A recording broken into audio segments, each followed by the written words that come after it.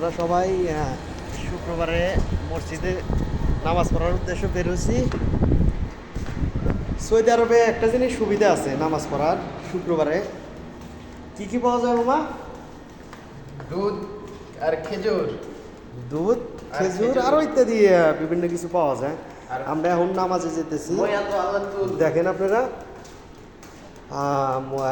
বিলার থেকে বাইরে হইতেছি। এই যে মসজিদ মুসল্লি একটাও নাই। দেরি করে গেলে আবার পাওয়া যায় না। আসো মামা, দেরি করে গেলে পাওয়া যায় না, সেই জন্য আমরা ফার্স্ট আমাদের ভিলার সামনে, আমাদের কপালটা খুবই ভালো, আমাদের ভিলার সামনেই দেখতে পারতেছেন মসজিদ, আমাদের ভিলার সামনেই। এই দিক দিয়ে সুবিধা আছে, আমাদের নামাজটা ইনশাল্লাহ পড়তেছি এখন ধীরে ধীরে।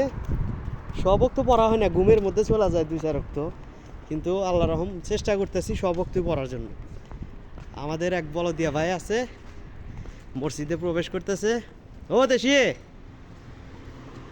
কেফাল হাল?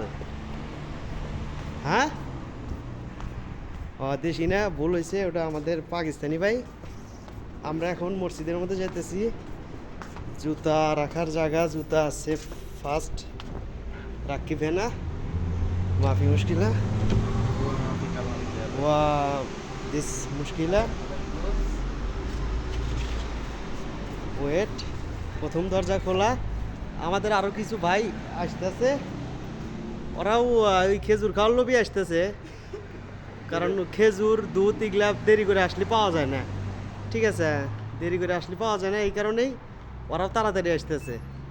আর এটা আমাদের ভাই রকি, ইনি আমাদের boss. Hello guys, this name Rocky. আসসালামু আলাইকুম দেশি, কেবল হাল দিস মসজিদ।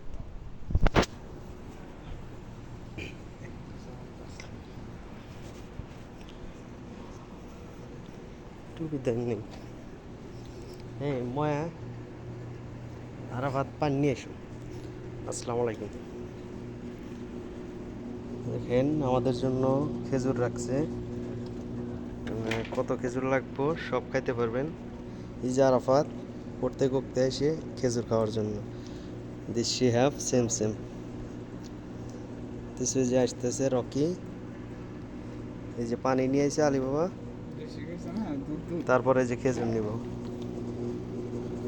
লাহাম মাফি ইস গাওয়া ফি গাওয়া। এখন আমরা খেজুর খাবো, সৌদি আরবের স্পেশাল খেজুর।